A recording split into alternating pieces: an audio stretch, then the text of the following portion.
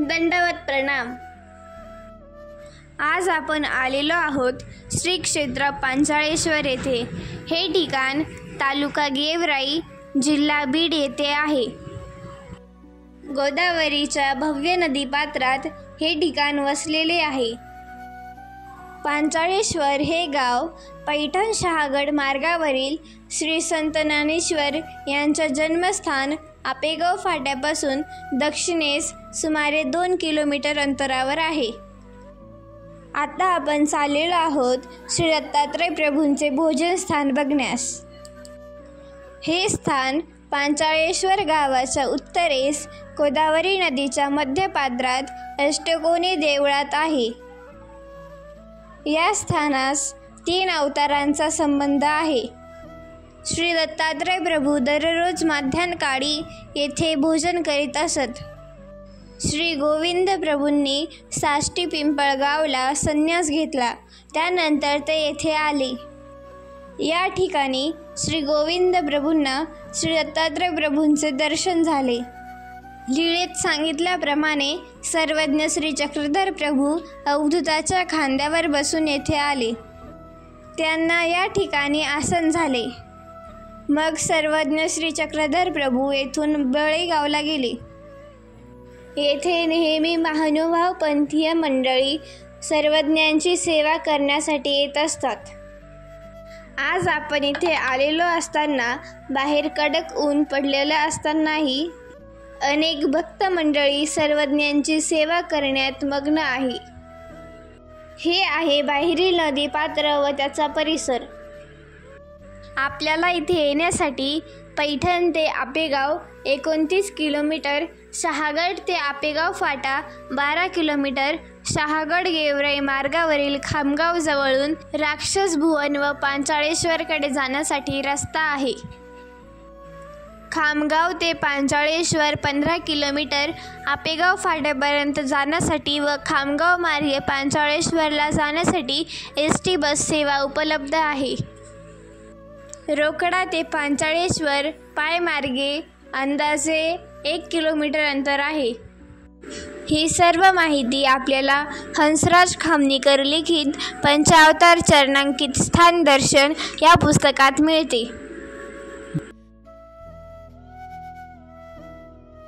अशी आख्यायिका आहे की या स्थानास भेट दिल्यास शारीरिक व्याधी आणि अडचणी दूर होतात।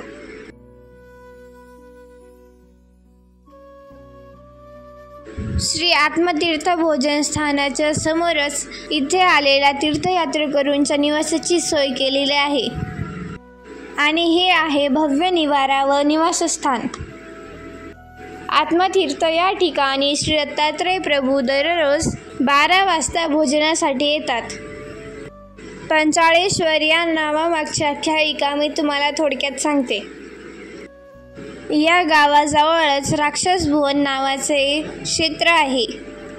राक्षस भुवन हे क्षेत्र शनीच्या 3.5 पीठांपैकी एक अर्धपीठ मानले जाते। ह्या ठिकाणी पुलस्ती नावाचे ब्राह्मण राहत होते।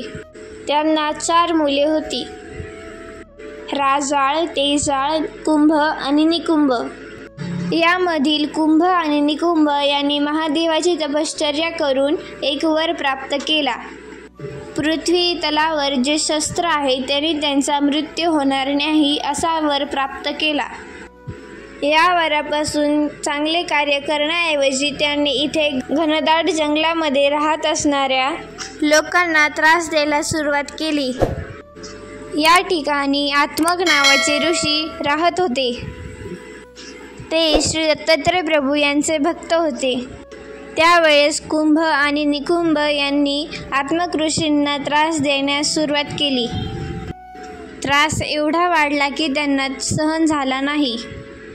मग ते इथे राज्य करत असलेल्या पांचाळ राजाकडे गेले। त्यांनी कुंभ आणि निकुंभ देत असलेल्या त्रासाबद्दल पांचाळ राजाकडे तक्रार केली। आत्मक ऋषींची तक्रार ऐकून पांचाळ राजाने कुंभ आणि निकुंभ यांच्याशी युद्ध करण्याचे ठरविले। कुंभ आणि निकुंभला महादेवाने दिलेल्या वरामुळे पांचाळ राजाचे अनेक सैनिक मारले गेले व त्यांचा पराभव झाला। मग पांचाळ राजा अडचणीत सापडला व आत्मकृषीच्या भेटीला गेला. मी आता यांना शरण जात आहे. मी आता काय करू हे मला कळत नाही, असे ते आत्मकृषींना म्हणाले. त्यावेळेस आत्मकृषींनी सांगितले की तुम्ही शांत व्हा, मी तुमच्या शंकांचे निवारण करतो. हा सर्व घटनाक्रम आत्मकृषींनी श्री दत्तात्रय प्रभूंना सांगितला. मग श्री दत्तात्रय प्रभू यांनी त्यांना मदत केली आणि पांचाळ राजा युद्ध जिंकला.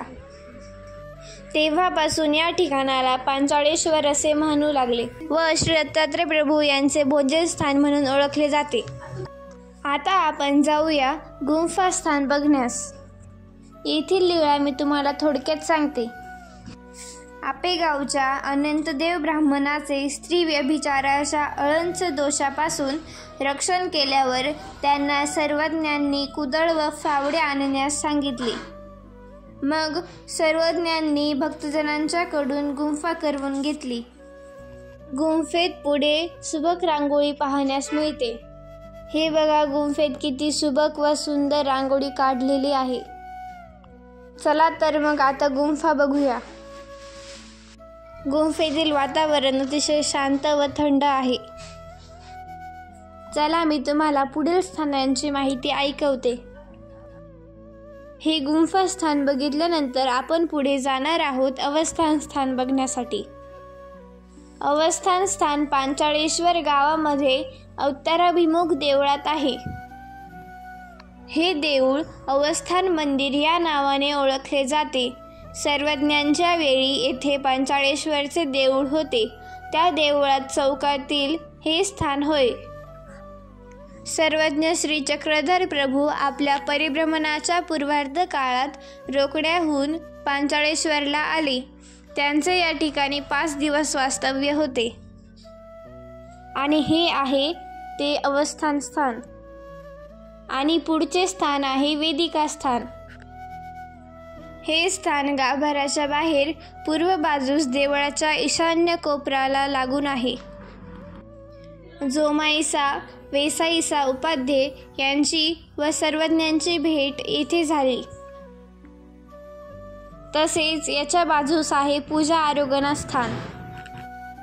हे स्थान वेदिका आसन स्थानापासून किंचित ईशान्येस 6 फूट अंतरावर आहे. सर्वज्ञांच्या वेळी येथे लिंगाची देवळी होती. त्या देवळीतील हे स्थान होय. अशाच नवनवीन व्हिडिओसाठी व्हिडिओला लाईक, शेअर आणि चॅनलला सबस्क्राईब अवश्य करा.